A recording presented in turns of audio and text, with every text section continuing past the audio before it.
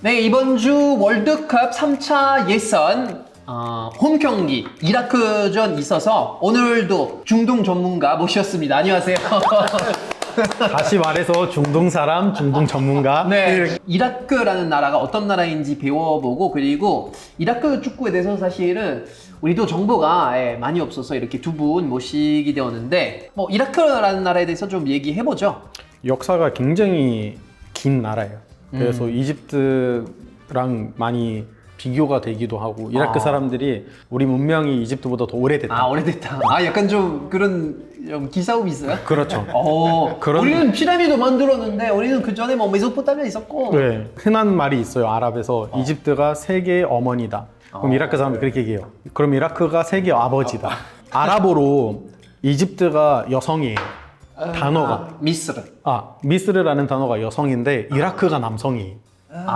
그러면 뭐 말이 되네요. 그러면 그 이라크 축구 리그 프로예요? 아니면 아마추어예요? 프로예요. 프로예요. 그리고 이라크 네. 국내리그가 예. 강한 아랍 리그 중 하나예요. 그래요? 우리가 알만한 팀 있을까요? 근데 그 팀들은 다 석유 아니면 군. 예를 들어서 방공 아니면 경찰 아니면 이제 그 중부 석유 회사. 네. 기업 아니면 지역인데 알만한 팀은 없어요. 왜냐하면 한국 팀이랑 잘 붙지 않으니까. 김천 같은 느낌인가요? 그러면 근데 그 팀들이 비교돼요. 사우디아라비아 팀들과 붙을 때 비등비등. 우리는 이렇게 아랍 클럽 컵 대회라는 대회가 있는데 네네네. 알 나스르가 호날두가 뛰고 있는 알 나스르가 알났어요. 마네. 이라크 팀 때문에 탈락될 뻔했어요. 돈 좀 많이 투자해요, 그러면? 많이 하죠. 왜냐하면 이라크가 또 석유가 나는 나라라서. 아라비아 반도에서 보면 사우디 다음이 이라크하고 쿠웨이트예요. 전쟁통에 모든 사회적인 인프라가 초토화가 돼도 금방 일어서요. 왜냐면 파면은 돈이 나오니까 금방 일어나. 플러스 이제 사우디 쿠웨이트보다 더 이렇게 흥미로운 게 이라크는 농사가 되는 나라예요. 강이 2개나 있고 강이 두 개 네. 있고. 예. 그래서 이라크 축구팀의 별명은 두 강의 사자. 두 강의 사자. 대극 전사 아니면 중동에서 사실 대극 전사라고 하지 않고 네. 그냥 코리안 호랑이라고 하거든요. 코리안 타이거라고 코리안 하는데 타이거. 이제 이번에는 타이거와 라이언의 그런 대결일 대결이네요. 거예요. 네. 그래서 지금 이라크가 축구 인프라가 굉장히 잘 되어 있고 리그도 정상적으로 잘 돌아가고 있으니까 선수들이 잘 준비되어 있는 상태입니다. 아시안컵을 소환을 하면은 네. 그때 16강에서 이라크하고 요르단이 만나서 요르단이 정말 극적으로 올라갔잖아요. 근데 사실 기존 질서를 기준으로 따지면은 당연히 이라크가 올라갔어야 돼요. 조별리그에서 이라크는 일본을 잡았어요. 2대1로 잡았어. 그날 주변에 제 기자석 주변이 다 이라크 기자들이었거든요. 일본을 잡는 순간 다 일어나가지고 어깨 동무하고 내 옆에 있는 이라크 팬은 갑자기 전화를 이렇게 스마트폰을 막 이렇게 해요. 왜? 그러니까 이제 내가 머리가 검으니까 일본 사람이라고 생각해서 야, 나가! 그래서 자기 집에 있는 가족하고 영상 통화를 하는데 걔가 지금 일본 기자들 보라고 하고 나한테 이러고 왜? 아니, 나카무라잖아요. 이라크는 굉장히 전통적인 축구 강호예요. 전통적인 축구 강호. 저는 개인적으로 아시아에 있는 북아프리카 팀이라고 생각해요. 이라크 그 축구 스타일도 비슷하고 선수 피지컬도 되게 비슷해요. 사우디나 쿠웨이트나 아랍에미레이트와 다르게 이라크 선수들은 모로코, 알제리랑 더 비슷해요. 피지컬이. 그쵸. 스타일도 그래요. 또 이라크의 감독님이 대한민국 그 감독 뽑을 때 얘기 많이 나왔던 가사스 코치 그때 꽤 그 얘기 많이 있었죠. 실제로 뭐 전력강화위원회 후보 유력 후보 중에 한 명이었고 제시마치 카드가 결렬이 된 이후에 사실 거의 카사스가 온다라고까지 갔다가 이라크 축구협회에서 강하게 반발하면서 그게 무산이 됐는데 당시 정몽규 현 대한축구협회 회장이 여러 가지 외교적으로 굉장히 이 회원국들한테 네. 잘 보여야 되는 시점이었어요. 네. 왜냐하면은 자기가 AFC 안에서 그 오피셜 포지션이 있어야지만 지금 문제가 되는 그 뭐 연임이 가능하냐 그거를 했어야 되는데 그게 확정되기 전이었단 말이에요. 그래서 이라크 축구협회에서 발끈하니까 한국 입장에서는 이거 논란을 일으키기 싫은 거예요. 사실 그런 게 만약에 아니었다 그러면은 한국에서 안 들려요. 그리고 그냥 데리고 오면 돼요. 데려왔겠죠, 네, 뭐. 뭐 별 상관없어. 근데 그런 이제 정치 외교적인 비하인드가 있어서 결국에는 한국이 카사스 감독을 데려오지 못했죠. 자, 그러면 우리 한번 그 이라크 팀 한번 보도록 하죠. 모르는 얼굴들이 많죠. 좀 스쿼드 좀 설명해 주세요. 팬들의 이야기를 들었을 때 네. 골키퍼에 대한 그 뭐라고 하지? 믿음이 네네. 없어요. 그러면 주전 골키퍼는 지금 누구예요? 잘랄 하산인데 하산, 그때 하산. 그 선수 아시안컵에서 그때 이렇게 주전으로 줬던? 네, 주전인데 막 특별한 점이 있다, 특별한 강점이 있다 이런 건 없어요. 우리가 요르단 얘기했을 때 네네. 막 수비 얘기할 때 막 하자마자 바로 이렇게 누군가가 떠올랐잖아. 네. 뭐 근데 이라크는 그런 게 없어요. 튼튼한 수비 라인 없다. 그리고 순식간에 무너져요. 아시안컵 때 그 네. 잊혀지지 않은 그 요르단 전 네, 추가 시간에 2번이나 이렇게 금방 무너질 수 있어. FC 서울 왔다가 야잔 전에 이제 네네. 왔다 간 친구가 술라카였는데 네. 술라카 선수 한 명이 뭐 이라크 국가대표팀 전체를 상징한다고 보기는 어렵겠지만 술라카 선수도 결국에는 굉장히 짧은 시간 만에 돌아갈 수밖에 없었던 이유가 지금 그런 부분들이에요. 그러니까 테크닉이라든가 훈련할 때에는 이 코칭 스태프들의 평가가 굉장히 좋았는데 결정적으로 실전에 들어가서 보니까 선수가 한 경기를 함에 있어서 집중도가 어느 이 정도 선 이상에선 계속 유지가 돼야 되잖아요.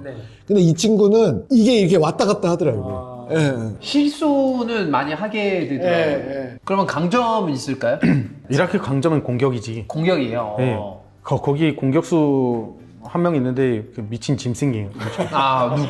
아이만 후세인. 아, 우세인. 우세인. 왜 18번인지 모르겠어요. 원래 10번이어야 되는데 네, 굉장히 잘하고 지금 아이만 후세인이 이라크의 영웅이라고 생각하시면 됩니다. 지금 사실 아이만 후세인보다 꽤 잘 나간 그 지단이라는 선수가 있는데 지단 이크발. 지단 맞아. 그 제네딘 지단처럼. 네. 퍼스트 네임이 지단이에요. 아시다시피 지단이라는 이름이 아랍 이름이에요. 많아요.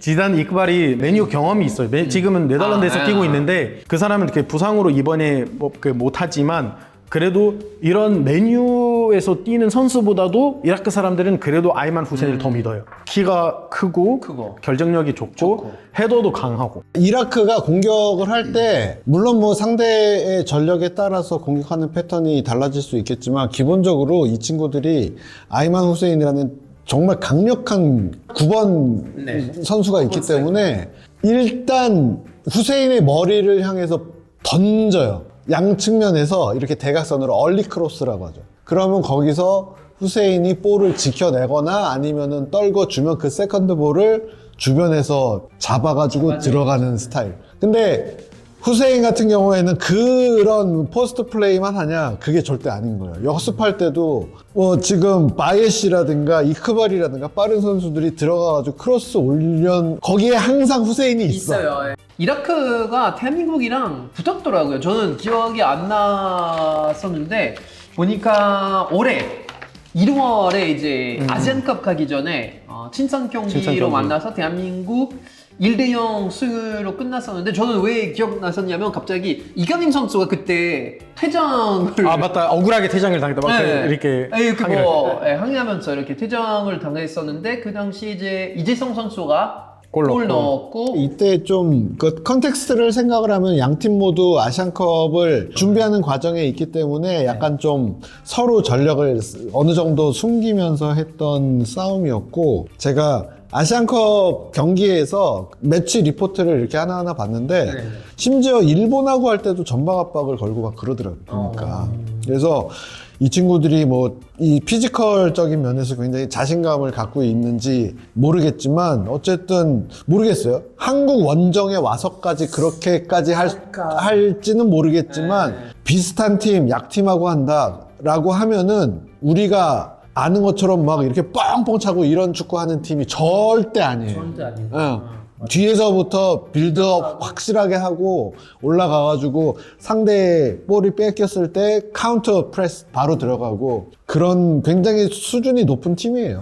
저는 이번 경기가 더 어려울 거라고 생각해요. 아무리 한국에서 한다 해도 요르단보다 준비가 잘 된 팀이고 요르단보다 강한 팀일 거예요. 요르단보다 빠른 팀일 거예요. 한국이 이길 수 있죠. 이길 수 있는데 이겨야죠. 가능성 이겼으면 아니야.